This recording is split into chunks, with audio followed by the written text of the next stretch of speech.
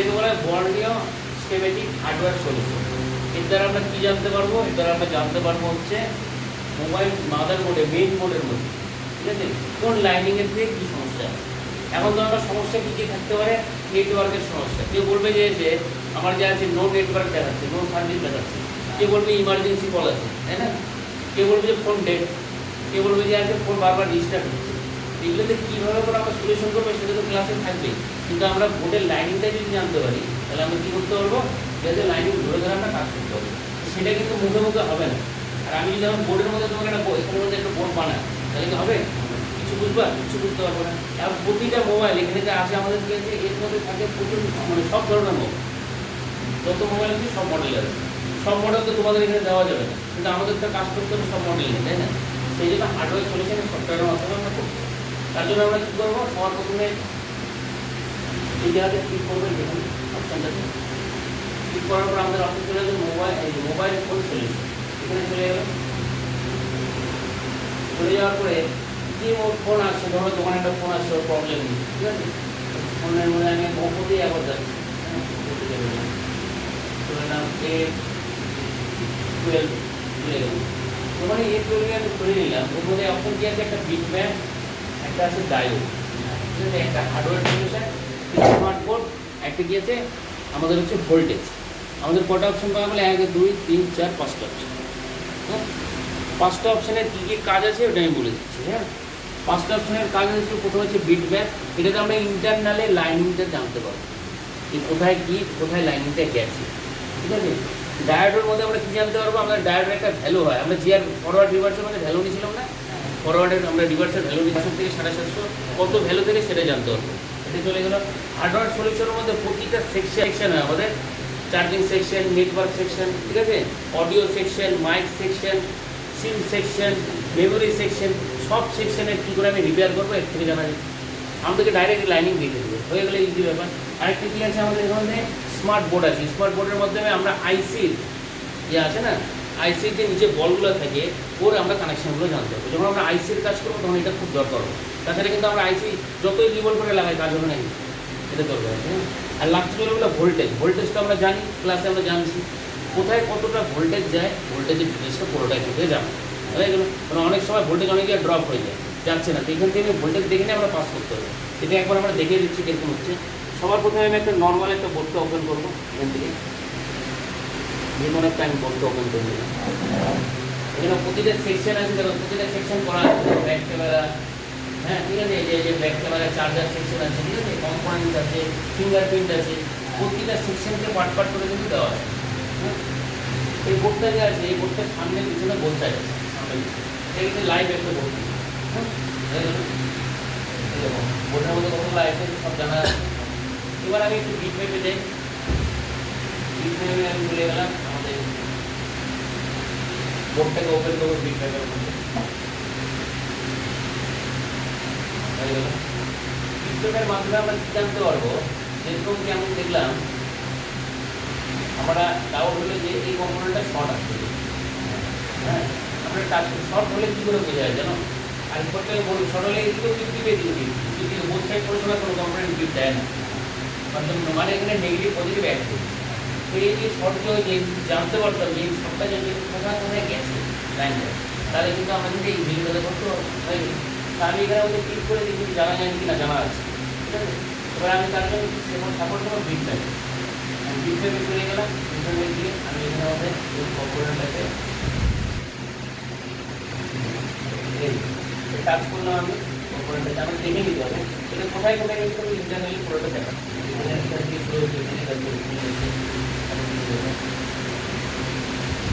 আমাদের একটা আইসির মধ্যে গিয়ে লাস্ট ইন্টারনাল লাইনগুলো ব্রেকও থাকে, তারা আমাকে ফোন করে গেছে ড্যামেজ দেখেছে। তখন আমরা কিন্তু এখান থেকে এখানে জাম্পার করে কিন্তু করতে হবে। মনে রাখবো এটা কিন্তু বোর্ডের কিন্তু দুটো সাইড থাকে, একটা বোর্ডই নেই, ঠিক আছে। ঠিক আছে, এটা যদি জানা যাবে এটা আরও ভালোভাবে এক্সপ্লেন তখন হবে যখন আমরা রিপেয়ারিংয়ের কাজটা পুরোপুরি শুনি, তখন ইজি হবে। খালি আমি সফটওয়্যার ডেভেলপমেন্ট ইন্ট্রোডাকশন করাচ্ছি ব্যাপারটা। এবার আমাদের হার্ডওয়্যার সলিউশন একবার যাই, কীভাবে ব্যবস্থা করলাম। হার্ডওয়্যার সলিউশন আমি যদি যাই,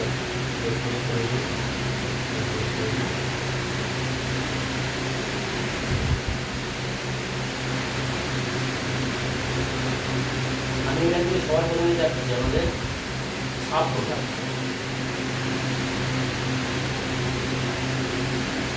সাপোর্টের সামনে পিছনে ছবি দেওয়া ব্যাপারটা বলছি।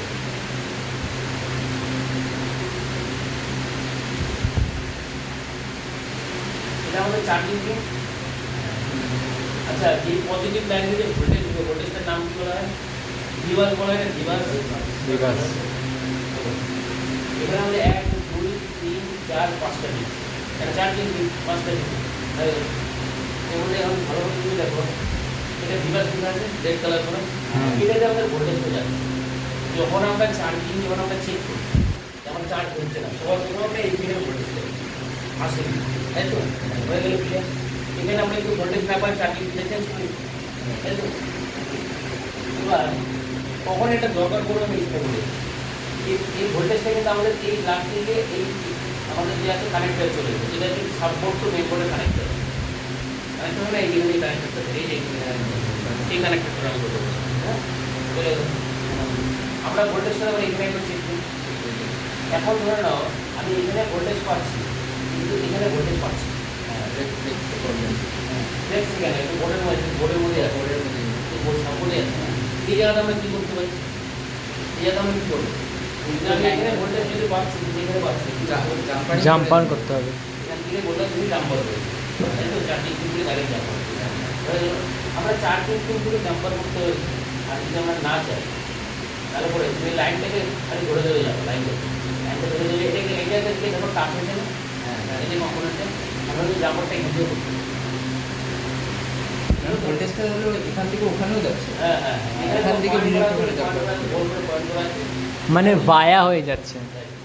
এইগুলো সেফটি কম্পোনেন্ট হয়, তো কম্পোনেন্টে টাচ হয়ে যায়, সেফটি কম্পোনেন্ট এই হয়ে যাচ্ছে। তুমি এখানে আমাদের ভোল্টেজটা চেক করো, আবার একবার এখানে চেক করো, হ্যাঁ ভোল্টেজ পাওয়া গেছে, এখান থেকে একটা জাম্পার নিয়ে তুমি এখানে দিয়ে দাও, চালু করে হ্যাঁ। এবার এটা ডিভাইস যাচ্ছে, এবার মেইন বোর্ডে যাচ্ছে, মেইন বোর্ড আমি এখন মেইন বোর্ডে যাচ্ছি। মেইন বোর্ডে যে আছে এই কানেক্টরের পাশে এখানে আছে, হ্যাঁ মেইন বোর্ড এখানে চলে আসছে। এর টেস্ট পয়েন্ট হচ্ছে এটা, মানে আমি যদি এখানে কানেক্টরটা লাগানো থাকে আমি এখানে চেক করে প্রতিষ্ঠা পাবো। এবার আমি কী বললাম, প্লেস কোডটা খারাপ আছে, প্লেস কোডটা আমার খারাপ আছে, তাহলে আমার কী করতে হবে? সাপোর্ট টু মেইন বোর্ডে আমার জাম্পার একটা ওয়্যার মারতে, জাম্পার ওয়্যার লাগাবো। তাহলে জাম্পারটা কোথা থেকে করবো? জাম্পারটা কোথা থেকে করবো? এটা মেইন বোর্ড আছে, এটা আছে সাপোর্ট, তাই তো? সাপোর্টের সামনে তুমি চলে যাবে।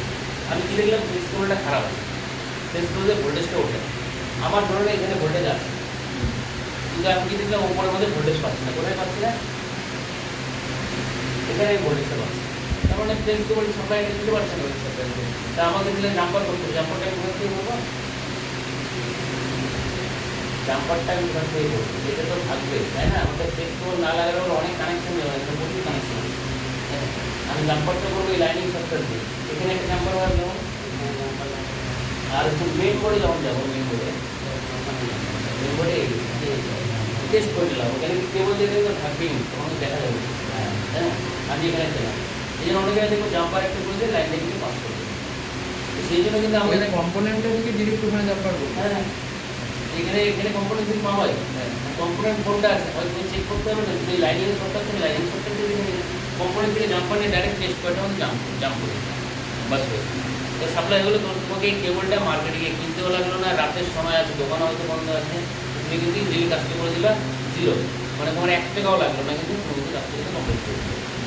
তখন এই যে হলো এই হচ্ছে আমাদের হচ্ছে এই বন্ড এস্টিমেটিংয়ের কিন্তু সুবিধা। এভাবে করে প্রতিটা লাইনিং কিন্তু আমরা কিন্তু জানবো, হ্যাঁ এটা একটা চলে গেল। আরেকটা আমরা যাচ্ছি হচ্ছে আমাদের ডায়োড, ডায়োড কোনটা বলা হয়, হ্যাঁ সব কানেক্টারের ডায়োডের ভ্যালু সব দেওয়া হয়, হ্যাঁ কানেক্টারে একটা যাচ্ছে ডায়োড মানে আমাদের রিভার্স, রিভার্স হচ্ছে ভ্যালু আছে। কেমন কত আছে ভ্যালু? এখানে যে তোমাদের যে বলা যায় 257 ওর মধ্যে আসবে না, এই যে এখানে যে দেখানো হয়েছে যে এখানে আমাদের 370 2 370 এখানে যদি 400 আসে 500 আসে তাতে অসুবিধা নেই। এবার এই যে এখানে ধরো ভ্যালুটা যে মেনশন করছে না, এটা অ্যাকচুয়ালি কিছু একটা ওদের একটা স্পেশাল একটা মাল্টিমিটারকে করছে, মানে মার্কেটিং করার জন্য। ওরা মার্কেটিং করার জন্য বলছে ফুড কোম্পানি একটা মাল্টিমিটার হয়, তোমার হচ্ছে দাম হচ্ছে 4,000, আর 4,000 টাকা আমরা কিনতে পারবো না। কিন্তু বলে দেখি যারা বুঝবে না তারা বলবে এটাই আমার দরকার রেডি, সে 4,000 টাকা আমি কিনে নেবো। তোমাদেরকে ইজি করার জন্য আমি কিন্তু বলছি কিন্তু 250 থেকে 750, তো এটা মনে হয় 250 থেকে 750 মধ্যেই বেঁধে পারছে না। সেই জন্য আমাদের তাহলে যে কোনো আমরা মাল্টিমিটারতে কাজ করতে হবে। হ্যাঁ বলেছিলাম সেদিন আমরা ভ্যালুটা জানতে হবে কোন কোন পিনের মধ্যে ভ্যালুটা আসবে। যখন আমরা রিপেয়ারিংয়ে যাবো, রিপেয়ারিংয়ে গিয়ে কানেক্টরের মধ্যে কোন কোন পিনের মধ্যে ভ্যালুটা আসবে আমার কিন্তু এটা একদম ক্লিয়ার হয়ে গেছে, ঠিক আছে। এখন তুমি ধরো জানো না এই লাইনিংয়ের সফটওয়্যার নেই, ঠিক আছে, তুমি এখানে চেক করলে এখানে চেক করলে ভ্যালু আসবে না, তাহলে তাহলে লাইনিং অনেক সমস্যা হবে।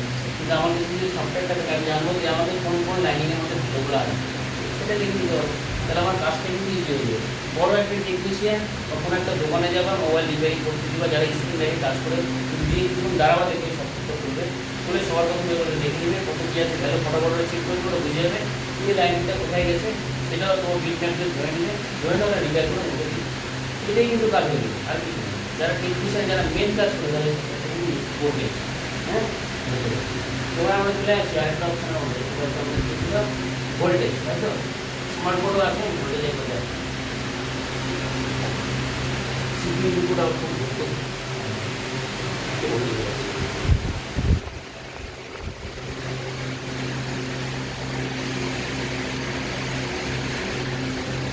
তো 1.8 ঠিক আছে 1.8 তাহলে পিএনকিউ এটা কি হয় না হয় সাবস্ক্রিপশন ডিটেলস করে দিই কত কি আছে। কোনো কোনো সময় না কোনো জায়গাতে আমার এই কানেকশন এখানে আমাদের একটা ভোল্টেজের দরকার আছে, এটা মিসিং আছে, তখন আমরা ভোল্টেজ থেকে দেখে নিয়ে আমরা এখানে যাবো সাপ্লাই দিই। আচ্ছা লাইন যদি না পেয়ে আমাদের রাউন্ডে যাওয়ার থেকে কাট দিয়ে জানে একটু কারেন্ট দিয়ে দেয় না, এই জন্যই ভোল্টেজটা দরকার। এগুলো বলে চিপ লেভেলের রিপেয়ারিং করতে গেলে এই জিনিসটা আমাদের লাগে, এছাড়া কিন্তু চিপ লেভেলের রিপেয়ারিং কোনো দিনই পসিবল। আর একটা চলে আসছে স্মার্ট বোর্ড,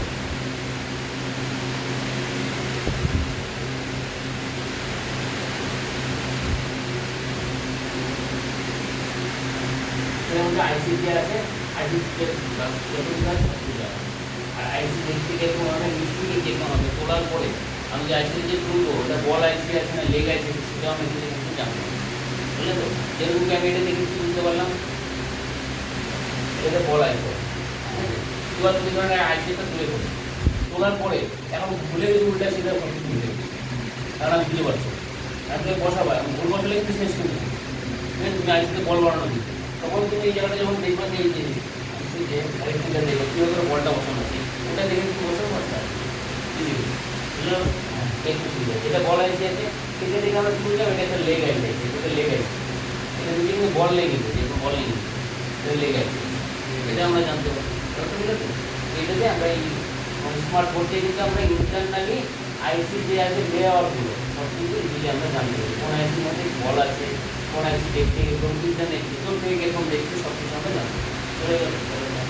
এবার আছে হচ্ছে আমাদের এটাই ছিল আমাদের হচ্ছে বর্ণের উপরে, ঠিক আছে, এটাই তুমি এখন পজ করে নেবো।